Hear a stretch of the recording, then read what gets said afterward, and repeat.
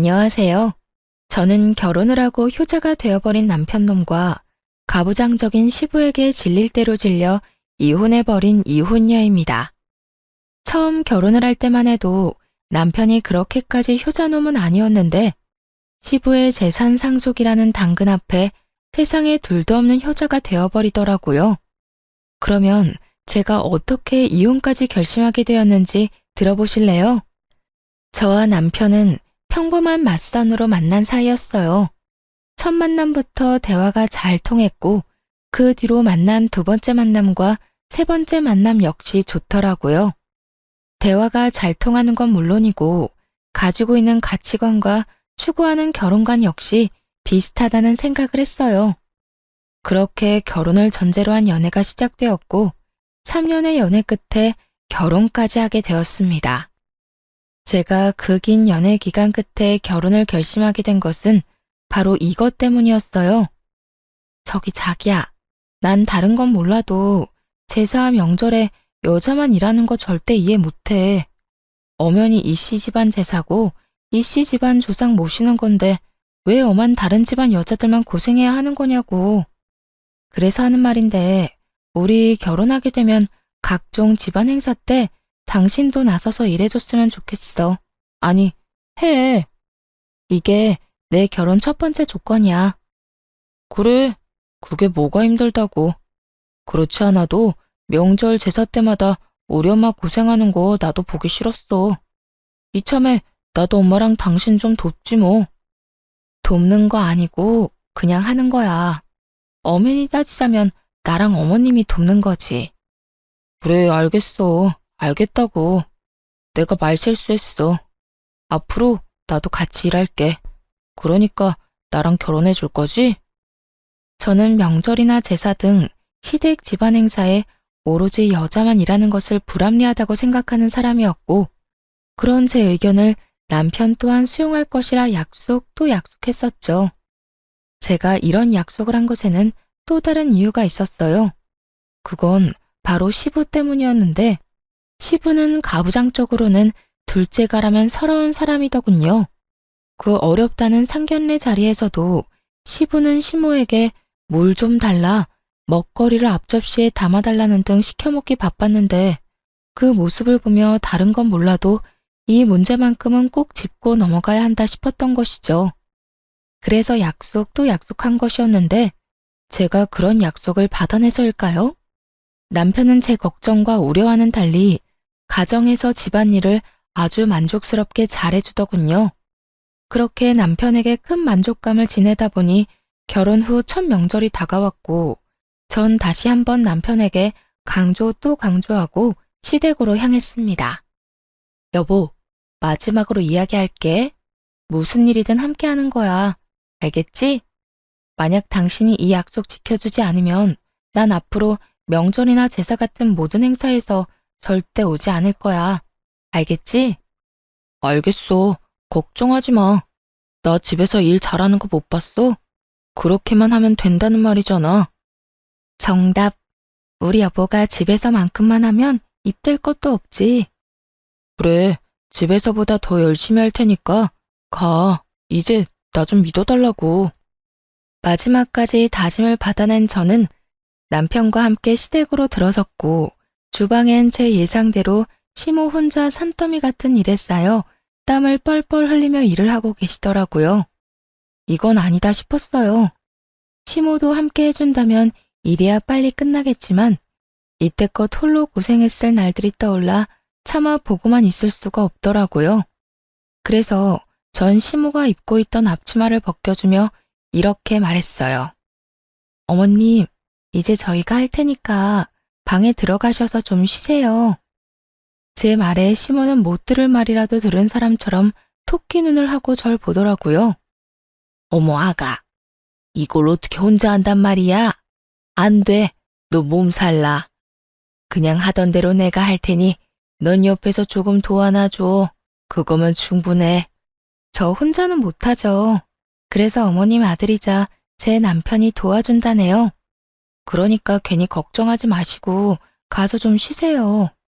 이 땀 좀 보세요. 도대체 몇 시부터 이러고 계신 거예요?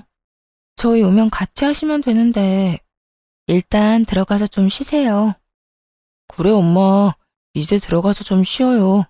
집사람이랑 내가 하면 돼. 전 남편을 앞세우며 시모에게 들어가시라 말했고, 시모는 그런 남편의 모습은 처음이라는 듯 당황스러운 눈빛으로 저와 남편을 번갈아 보더군요. 전 그런 시모의 모습을 보며 남편에게 반성하라고 했죠. 여보, 반성 좀 해. 이때껏 어머님 도와드린 적 한 번도 없지? 거짓말할 생각도 하지 마. 어머님 눈빛만 봐도 다 알겠으니까. 어머님, 이때까지 고생 많이 하셨어요. 이제부터 저하고 어머님 아들이 다 알아서 할 테니 들어가서 쉬세요. 아무리 그래도 제가 뭘 할 줄 안다고.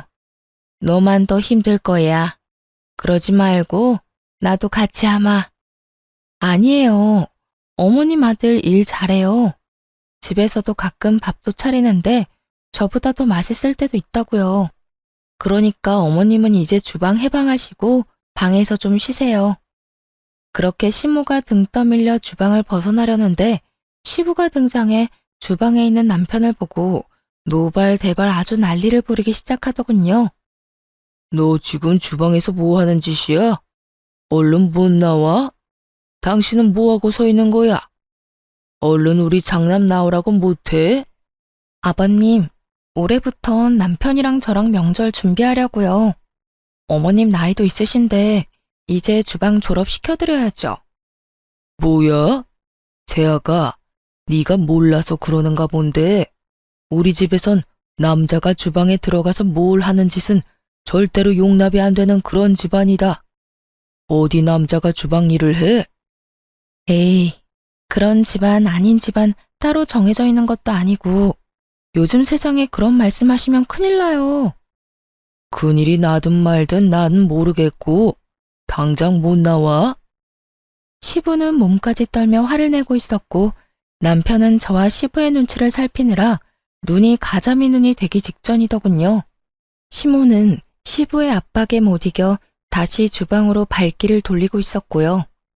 전 여기서 시부의 뜻대로 다 해줬다간 저 역시 시모처럼 살 것이 분명하다고 생각했고 그랬기에 더 단호하게 시모의 등을 밀어 주방에서 내보내버렸어요.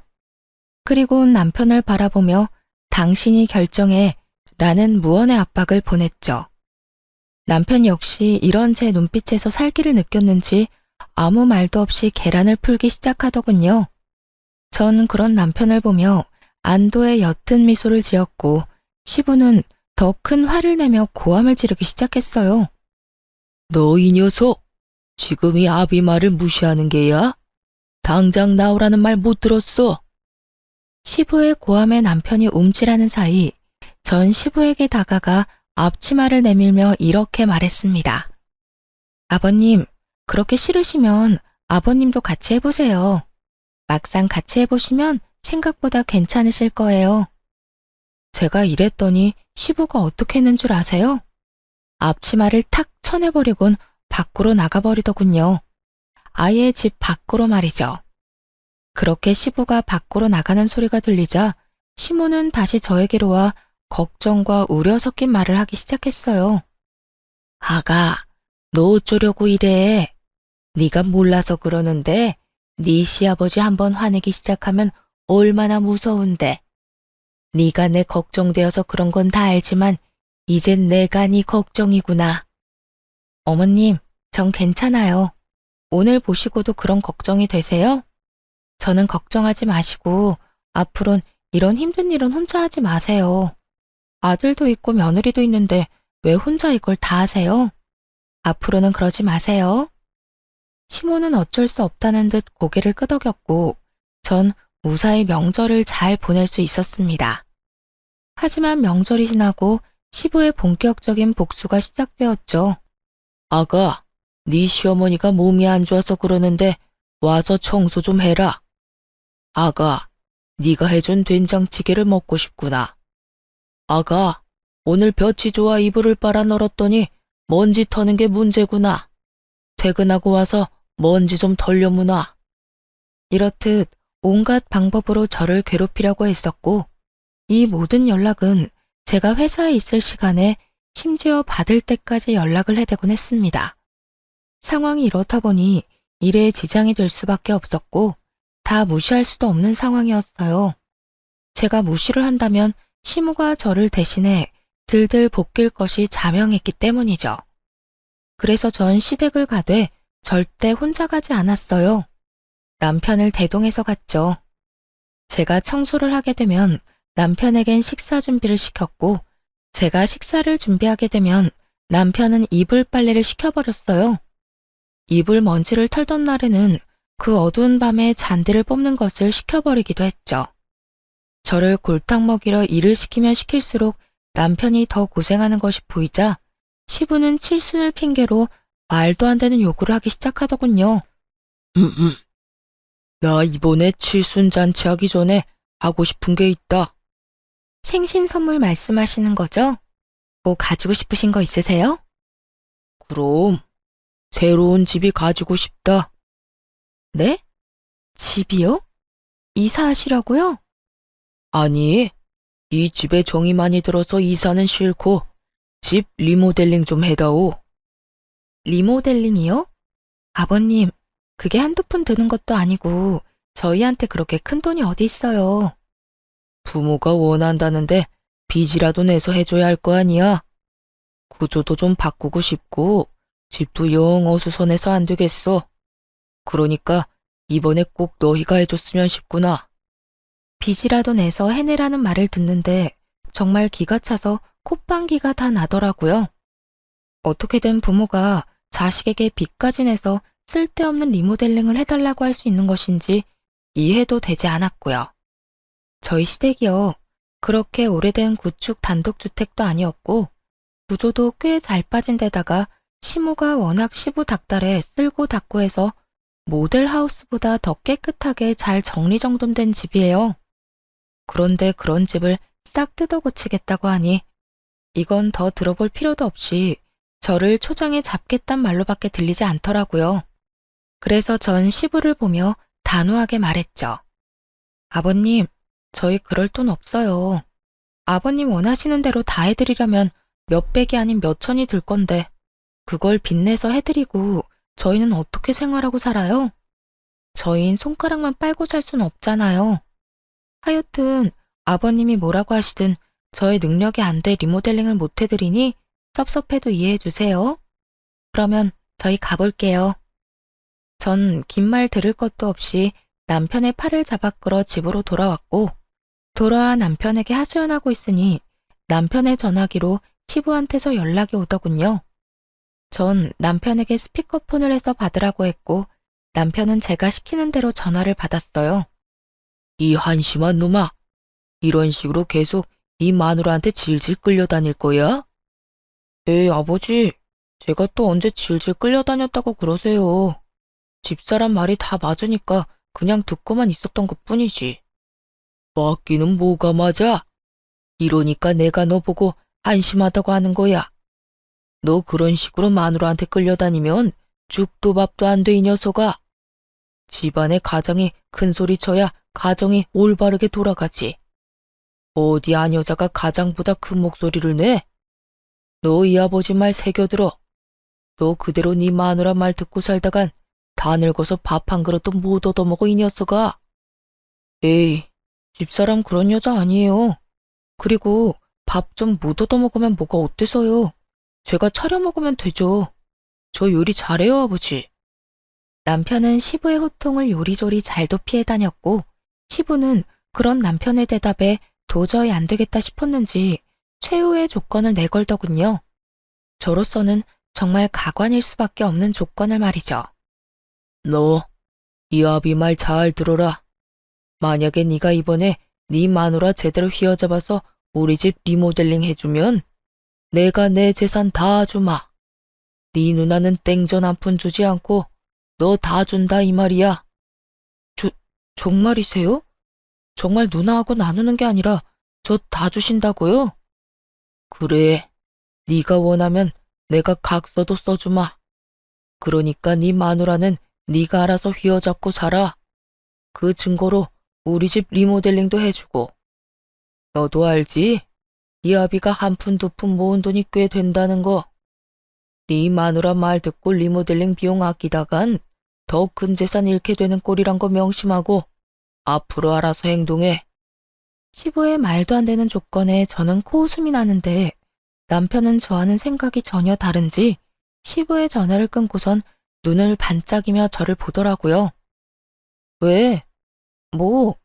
그 눈빛은 뭐야? 아니, 당신도 방금 다 들었잖아. 우리 아버지가 재산 다 우리 준다는 말. 들었지. 애초에 말도 안 되는 말. 뭐가 말이 안 된다는 거야? 우리 아버지 한다면 하는 분이셔. 그래서 뭐 어쩌자는 거야? 본론만 말해. 어쩌자는 거긴. 그냥 투자한다고 생각하고 리모델링 해주면 안 돼? 그리고 우리 집에선 내 말 좀 잘 듣는 연기도 좀 해주고. 그것만 하면 아버지 재산 우리 누나한테는 주지도 않고 나한테 다 주신다잖아. 당신만 눈 딱 감고 아버지 원하는 대로 내내 하고 살면 뽕돈이 생기는데 그것도 못 해줘? 남편은 이미 시부의 말에 현혹되어 눈이 반쯤 풀린 듯 했어요. 애초에 재산을 바라고 그런 연기까지 한다는 게 말이나 된다고 생각하는 것인지, 아니, 애초에 자식들에게 물려줄 본인 돈으로 저와 이렇게 싸우지 않고 편하게 리모델링하면 될 일인데 굳이 이렇게까지 일을 키워야 하느냐는 생각에 그 모든 상황이 짜증이 치솟더군요. 여보, 내 말 잘 들어? 제발 헛된 꿈, 헛된 기대 좀 버려. 그리고 그럴 시간에 자기 개발에 더 힘쓰고 스스로 잘 될 생각을 해. 재산 바라고 마누라한테 쥐죽은 듯이 내내 하라는 말이 나와? 우리 결혼하기 전에 한 약속 잊었어? 그 약속이 갑자기 왜 나와? 그냥 아버지 원하는 대로 고분고분하게 있고 리모델링만 해달라는 말이잖아. 그 말이 그 말인 거 정말 이해를 못했어? 고분고분 내내만 하라는 말이 명절이고 나발이고 시댁 와서 시키는 일이나 혼자 다 하고 아버님이 뭐라고 하든 당신이 큰 소리를 내든 그냥 쥐죽은 듯이 살란 말 아니야? 난 그렇게는 못 살아. 내가 말했지? 이씨 집안 종살이나 하려고 결혼하는 거 아니라고. 당신은 어머님께서 한평생 그렇게 고생하는 거 보면서도 느끼는 게 없어? 나도 그렇게 살았으면 좋겠냐고. 한평생 그러라는 게 아니라 적어도 아버지 돌아가실 때까지만 참으면 되는 일이니까 그렇지. 참도 효자다 효자. 재산 때문에 아버님 돌아가시라고 모사라도 지내지 그래? 당신은 무슨 말을 그렇게 하냐? 난 말이 그렇다는 거지. 말이 그렇든 말든 난 절대 싫으니까 당신도 그렇게 알고 다신 이런 이야기 꺼내지도 마. 난 지금 아버님도 아버님이지만 당신도 이해가 안 돼. 재산 들먹이면서 며느리 기죽이려고 몇 천은 좋게 드는 리모델링 해내라는 아버님이나 그런 아버님 말에 눈 뒤집혀서 마누라한테 쥐죽은 듯이 살라는 당신이나 둘 다 이해 안 되기는 매 한 가지라고. 나라고 뭐 당신이 이해되는 줄 알아? 그 한 번 눈 딱 감으면 생기는 돈이 얼만데. 몇 년만 고생하면 우리 고생도 덜 해도 되고 당신도 좋고 나도 좋은데 왜 싫다고 하는 거야? 당신만 좋겠지. 고생은 나만 할 거니까. 하여튼 난 싫다고 했다. 분명히 말했어. 그렇게 저와 남편은 서로를 이해하지 못한 채 대화를 마무리하게 되었고 서로의 감정만 상하게 되어버렸죠. 한번 상해버린 감정을 되돌리기엔 많은 시간이 필요했고 그 감정을 되돌리기도 전에 시부의 생신이 다가왔습니다. 그 문제의 칠순이 말이죠. 당연히 리모델링은 해주지 않았고 그것에 마음이 잔뜩 상해버린 시부는 동네 잔치 규모로 집에서 잔치를 연다고 하더군요. 도와주실 분들은 전혀 부르지 못하게 했고 오로지 저와 시모에게 모든 일을 다 하라고 하더군요. 많아도 20명은 안 넘을 거다. 여자 2명이서 충분히 다 할 수 있지. 음식은 대충 손 가는 대로 반찬거리 몇 가지 하고 집으로 돌아갈 때 떡하고 과일 좀 싸주면 되지 않겠소? 하여튼 이번엔 솜씨 발휘한다고 생각하고 잘 준비해. 괜히 사람들 불러놓고 망신살 뻗치게 하지 말고. 이렇게 이야기하는데 정말 미쳐버리겠더라고요. 말이 좋아 20인분이지 그걸 심오화 제가 어떻게 하겠어요? 남편이 돕는다고 한들 큰 도움이 되지 못할 것이 뻔하기도 했고 사이도 대면대면에 지극정성으로 돕지 않을 것이 뻔하기도 했죠. 결국 전 출장 뷔페를 예약하게 되었고 그 사실을 한 시부가 또 노발대발 난리를 피워대더군요. 뭐? 출장 뷔페? 내가 한 말은 어디로 들은 게야? 집에 여자가 2명이나 있는데 사람을 부르기는 왜 불러? 여자가 2명밖에 없으니 사람을 부르죠. 아버님, 2명이 아무리 난다긴다 해도 20인분 만들어내는 건 불가능해요. 괜한 오기로 음식 준비해냈는데 맛도 없고 보기에도 형편없으면 그게 더 아버님 망신 아닐까요? 망신은 뭐가 망신이야? 모든 정성이 중요한 법인데. 그리고 네 시어미는 혼자서도 사람들 대접 다 하고 살았다. 이젠 너도 있는데 그 뭐가 힘들다고 뷔페를 불러? 얼른 취소하지 못해? 네, 못해요. 아버님도 이제 나이도 있으시고 힘들어서 그렇게는 못하세요.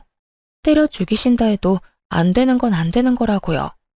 1, 2인분도 아니고 20인분 가까이 되는 음식을 어떻게 해요? 무엇이 어째? 내가 살다 너같이 되바라진 며느리가 있다는 이야기는 듣도 보도 못했다. 어디 시아버지 생신날 손수 끓은 미역국도 대접 안 하고 넘어가려고? 아, 그건 걱정하지 마세요. 미역국은 제가 끓여드리려고 미역 불리고 있으니까. 그러면 됐죠? 되긴 뭐가 돼? 당장 취소하라는 내 말 아직도 못 알아들은 게야? 넌 시아비 생신상도 안 차리려면 시집은 왜 온 거야? 아버님, 저 생신상이나 차리자고 시집 온 거 아니에요. 아버님 아들이자 제 남편이랑 잘 먹고 잘 살려고 시집에 온 거예요. 그러니 뷔페 취소는 못하고요. 아버님이 포기하세요. 시부는 화가 머리끝까지 난 상태였고 저 역시 물러설 순 없는 노릇이었죠. 그렇게 양보 없는 치열한 다툼은 계속되고 있었고 결국 시부의 입에선 이런 말이 나오더군요. 포기? 포기는 너나 해. 난 그딴 음식들로 내 사람들 대접 못한다. 집에서 만든 음식이 아니면 대접할 생각도 없으니 네가 끝까지 그렇게 우긴다면 잔치를 하지 않으마. 정말 웃기지 않나요? 칠순 잔치를 안 하면 누구 손해인지 정녕 모르는 시부는 저 말을 당당하게도 내놓고 있었고 전 그런 시부의 말에 조금의 흔들림도 없이 이렇게 말해주었습니다. 저 역시 20인분 잔치상은 절대 못 차리니 정 싫으시면 그렇게 하세요. 다 취소하시라고요. 뭐야? 뭘 그렇게 놀라세요? 아버님 뜻대로 하시라고요. 잘 생각해 보시고 정말 취소하실 거면 빨리 말씀해 주세요. 당일 취소라서 예약금을 얼마나 돌려줄지는 모르지만 조금이라도 빨리 취소해야 그 사람들도 저도 손해가 적지 않겠어요?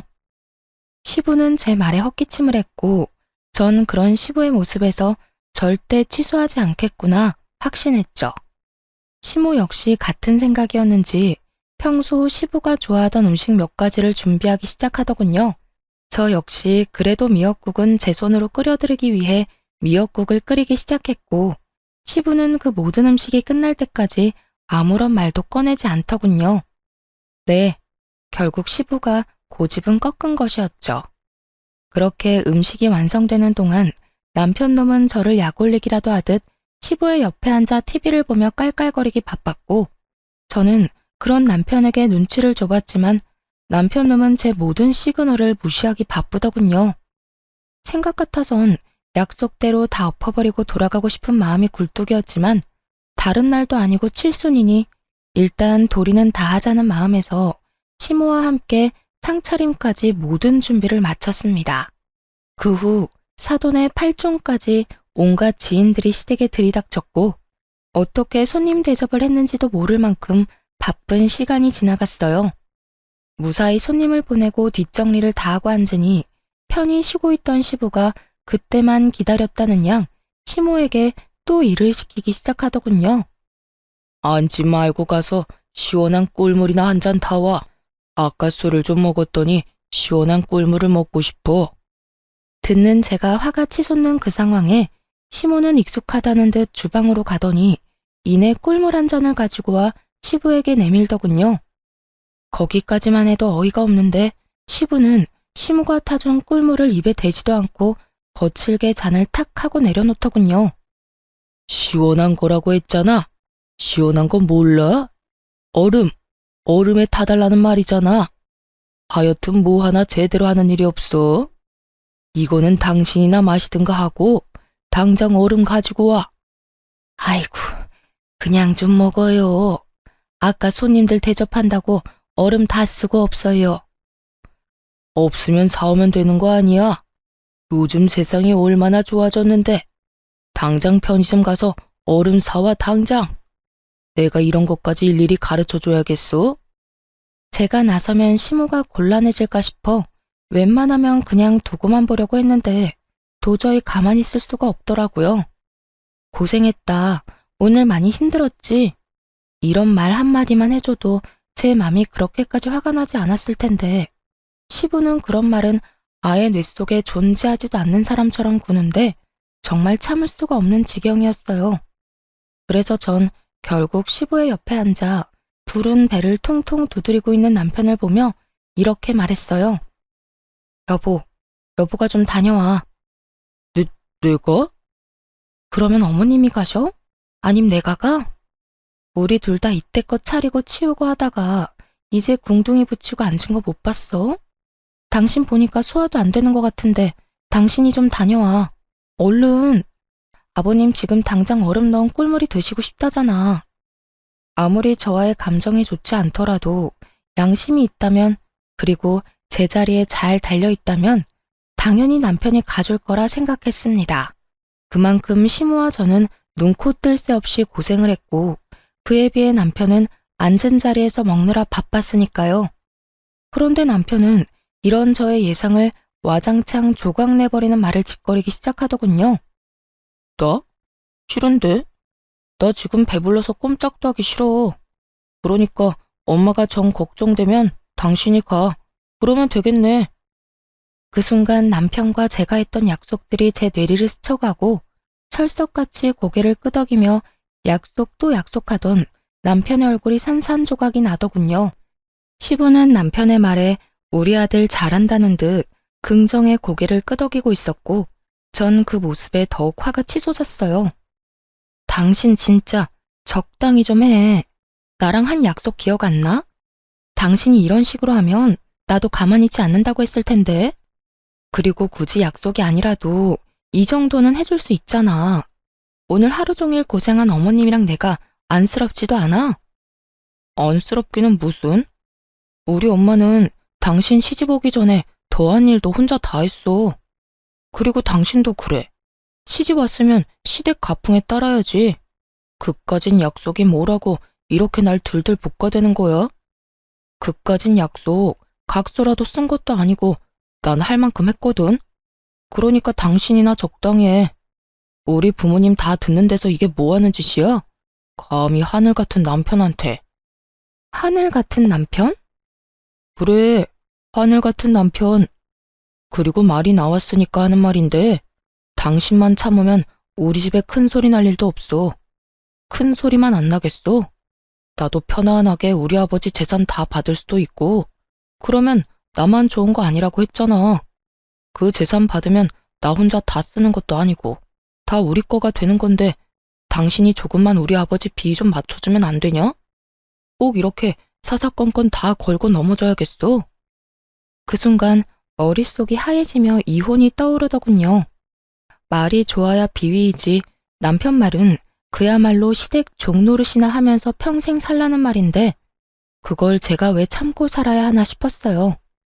전 그렇게 살려고 결혼한 것도 아니었고 이런 남자란 걸 알았으면 애초에 결혼 따윈 하지 않았을 테니까요.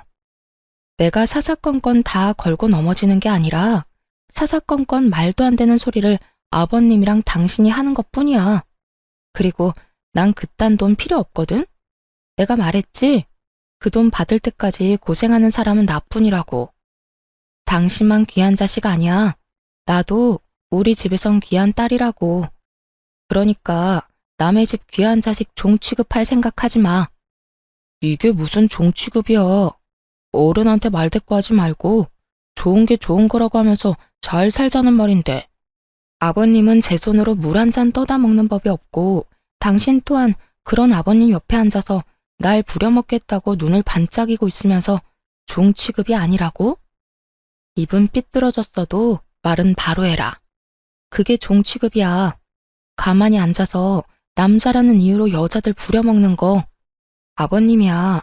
워낙 그러고 살아오신 세월이 있으니 100번 양보해서 그럴 수 있다고 치자. 당신은 뭐야 도대체?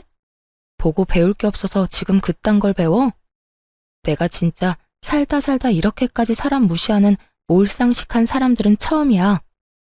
마지막이라고 생각하니 못할 말이 없더라고요. 물론 제가 못할 말이 없도록 남편이 판을 잘 깔아주기도 했고요. 제 입에선 그간의 우라가 터져나오고 있었고 제 말을 듣고 있던 남편은 더는 참을 수 없다는 듯 손을 올리더군요. 남편의 손과 제 뺨이 맞닿는 순간 이게 무슨 일인가 싶어 사고가 멈춰버리더군요.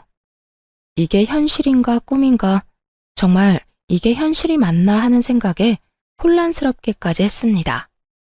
그렇게 제가 황당함에 사고가 멈춰버린 순간 시모가 자리에서 일어나더니 저를 대신해 남편에게 똑같이 되돌려주더라고요. 아무도 예상하지 못한 시모의 행동에 남편 역시 당황하며 볼을 매만지며 눈을 끔뻑이고 있었고 시부는 호통치기 시작했어요. 당신 지금 뭐 하는 짓이야? 미쳤어? 감히 누구한테 손을 대? 누구한테 손을 대기는요? 내 아들한테 손 댔어요. 뭐 문제 있어요? 내 배로 낳은 내 자식한테 이 정도 할 자격도 없어요. 아니 이 옆에 내가 진짜 미쳤나? 정신 못 차려? 어디 감히 소리를 질러? 시부는 더 큰 호통으로 시모를 대하고 있었고 시모는 더는 못 참겠다는 듯 앞에 놓인 꿀물을 시부에게 그대로 부어버리곤 참았던 말을 쏟아내더군요. 내가 웬만하면 애들 다 보내고 이야기하려고 했는데 도저히 안 되겠네. 일단 너는 지금 네 마누라한테 뭐 하는 짓이야? 새애기가 너한테 그리고 우리 집안에서 이런 취급이나 당하려고 시집 온 줄 알아? 엄마가 내내거리고 사니까 세상 모든 여자들이 다 그러고 살아야 한다고 생각이라도 한 게야? 어디서 못된 것만 배워서 이딴 짓거리나 하냐고? 엄마, 그게 아니고 나는 집사람이 말을 너무 심하게 하니까. 조용히 못해? 나도 귀 있고 눈 있어. 네 집사람이 너한테 못할 말 한 게 뭐가 있어? 이 늙은 어미 대신 너한테 얼음 좀 사오라고 한 거? 몰상식한 인간들한테 몰상식하다고 한 거? 도대체 뭐가 심한 말이란 말이야? 시모는 남편에게 닥달하듯 따져물었고 처음 보는 시모의 모습에 남편은 고개를 숙인 채 아무 말도 하지 못하고 있더군요. 그런 남편의 모습에 혀끝을 차던 시모는 이번엔 시부의 차례라는 듯 시부를 보며 말을 시작했어요. 그리고 당신, 나 이제 당신이랑 그만 살 거예요. 그동안 나랑 내 자식 배 굶지 않게 살게 해준 값이다 생각하고 오늘까지만 희생하며 살자. 애들 돌아가고 나면 이혼하자고 말하려 했는데 지금 당신이랑 이놈 하는 꼴을 보니 더는 못 참겠네요.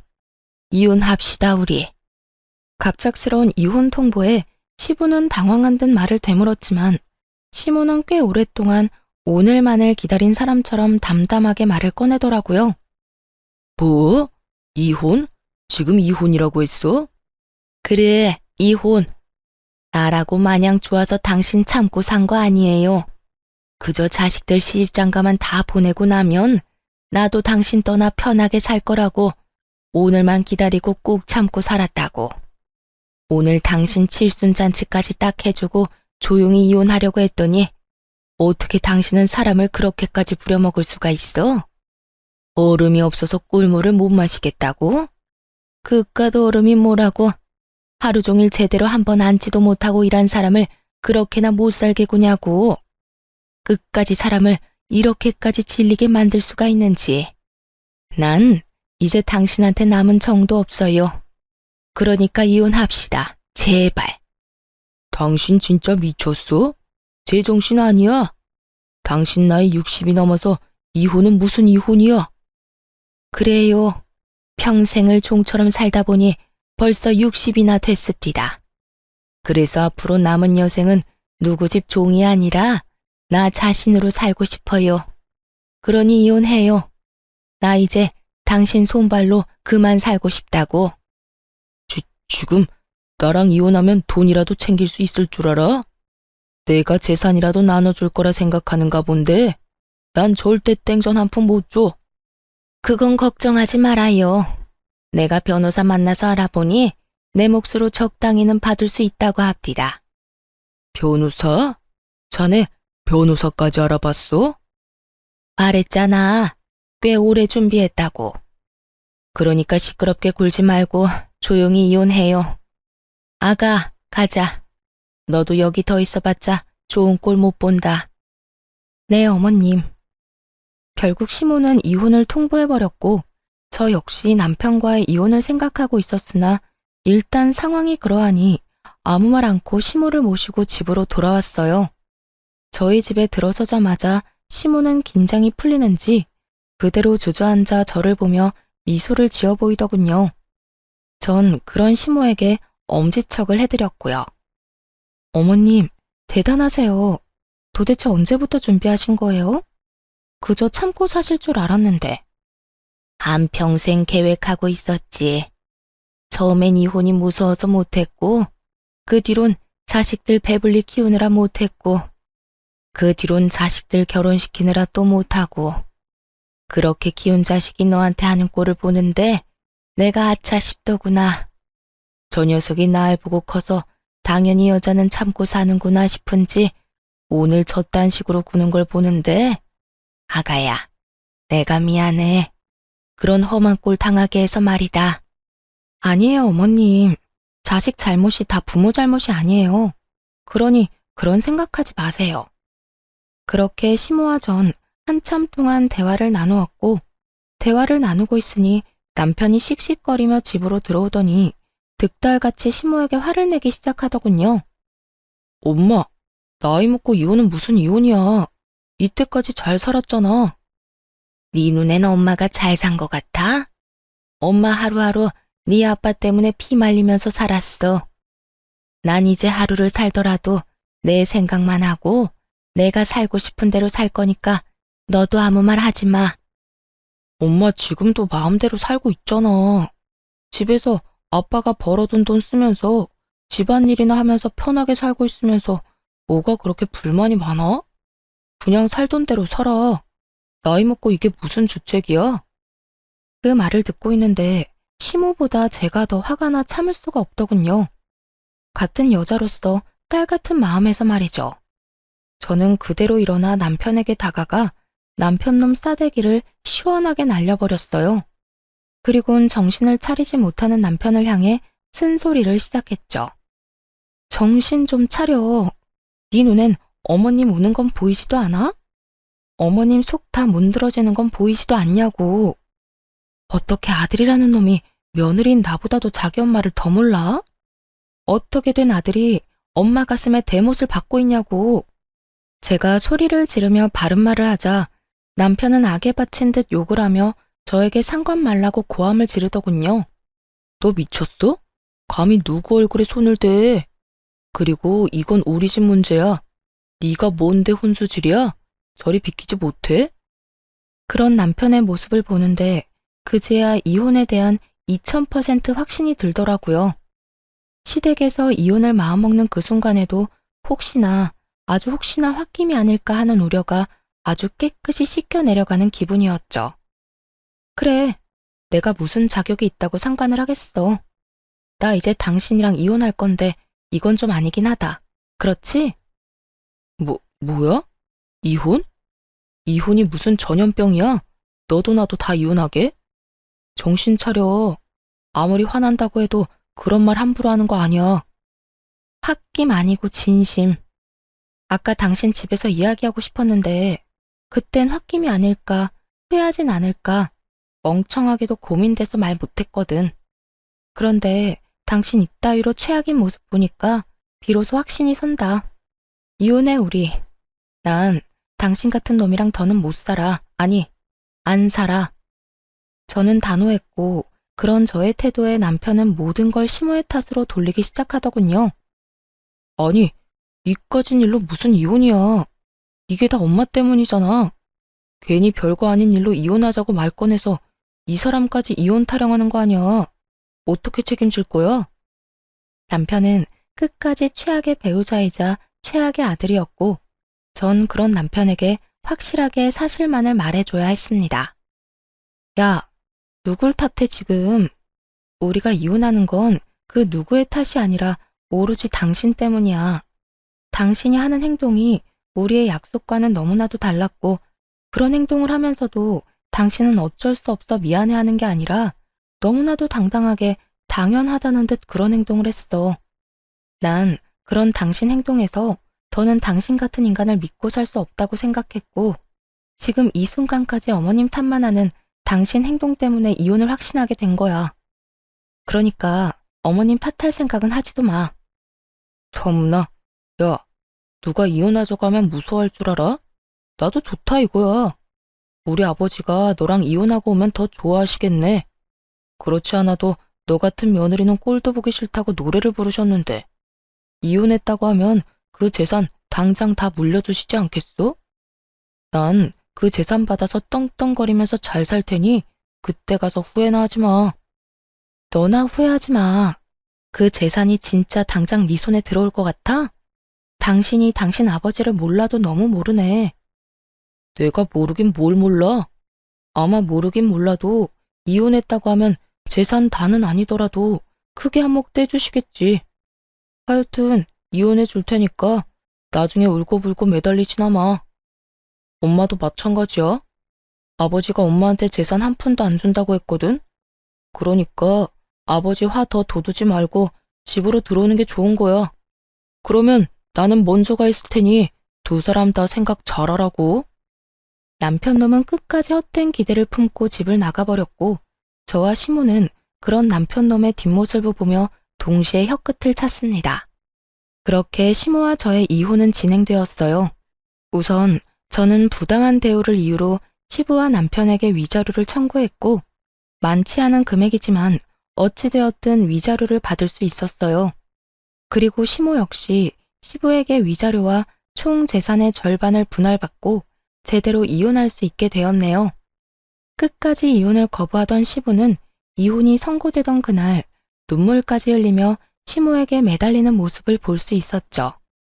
당신, 아니 여보, 내가 다 잘못했네. 잘못했어. 이제 와서 내가 당신 없이 어떻게 산다는 말이야. 나 당신 없으면 잠도 제대로 못 자는 거 알면서 꼭 이렇게까지 해야겠어?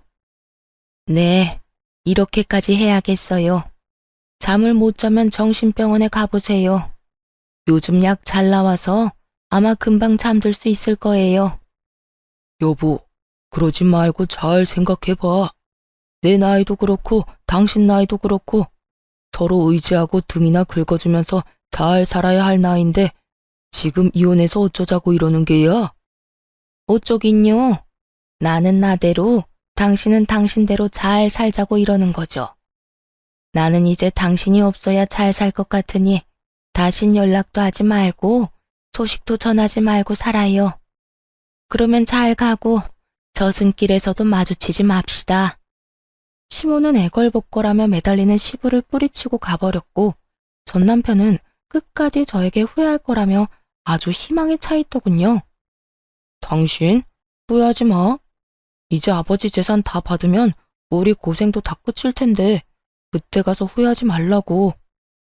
난 후회 절대 안 하니까 네 꼬장꼬장한 아버지나 잘 데리고 잘 살아봐. 제 말에 남편은 콧방귀를 끼고 가버렸고, 그렇게 반년도 채 되지 않아 울먹이며 전화가 왔더군요. 여보, 나 재산이고 뭐고 미쳐버릴 것 같아. 아버지랑 도저히 못 살 것 같다고. 이제 와서 왜? 고생은 다 끝났다고 입이 귀에 걸렸더니. 고생이 다 끝나기는. 나 요즘 아버지 때문에 너무 힘들어. 정말 우리 아버지 너무하는 거 아니야? 손가락 하나 까딱 안 하고 다 시켜먹는데 조금이라도 본인 마음에 안 들면 이따위로 하면 재산이고 뭐고 없다면서 어깃장까지 놓는다니까. 내가 그 재산 유세에 참고 살 수가 없어. 이렇듯 한참을 하소연하던 전 남편은 우물쭈물한다 싶더니 준비한 말을 꺼내기 시작하더군요. 그래서 하는 말인데 우리 재결합하면 안 될까? 내가 당신만 다시 허락해주면 재산 받는 즉시 절반 딱 떼줄게. 응? 내가 각서도 써줄 수 있어. 난 재산도 필요 없고 각서도 필요 없어.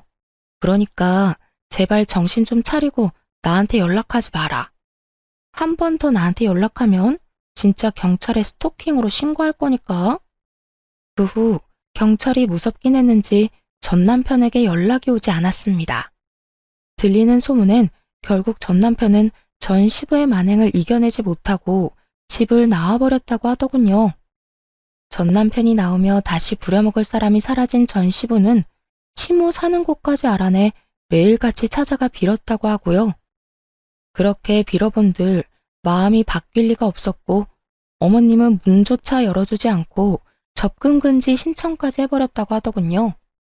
결국 전 남편은 전 시부의 재산도 못 받고 저와 이혼까지 하게 되었고 전 시부는 손가락 하나 까딱하지 않고 살아왔던 세월이 있다 보니 혼자 밥도 제대로 못 챙겨 먹고 있다 하더군요. 돈이 있으면 뭐 하나요? 혼자 하는 것이 단 하나도 없는데 말이죠. 그 후 전 회사 생활을 하며 잘 지내고 있습니다. 전 시부의 괴롭힘에 몰골이 다 상해버린 전 남편이 회사 앞에 찾아와 울고불고 매달리며 다시 재결합 이야기를 꺼내긴 했지만 매몰차게 뿌리치며 다시 경찰 이야기를 꺼내니 두 번 다신 찾아오지 않더라고요. 꽁지 빠지게 도망치는 꼴이 얼마나 통쾌했는 줄 모릅니다. 그렇게 그 집과는 연을 다 끊었는데 어머님과는 꾸준히 연을 이어오고 있어요. 어머님과 연락을 자주 하며 밥도 먹고 가끔 영화도 보며 데이트를 즐기기도 하고 가까운 근교로 산책하러 나가기도 하고요. 어머님은 요즘 노인 학교에 다니고 계시는데요. 배움이 짧아 한평생 한이셨는데 이혼을 한 후 하고 싶었던 공부도 하게 되었다며 그 한을 풀었다고 하시곤 한답니다. 그런 어머님의 모습을 보며 저 역시 많은 것을 배우고 또 느끼곤 해요. 어머님이 지금 행복을 찾으셨듯 저 역시 언젠가는 이혼의 아픔을 다 이겨내고 진정한 행복을 찾을 수 있겠죠? 이로써 저의 긴 이야기가 끝이 났습니다. 저의 긴 이야기 끝까지 함께 해주셔서 감사합니다. 행복하세요.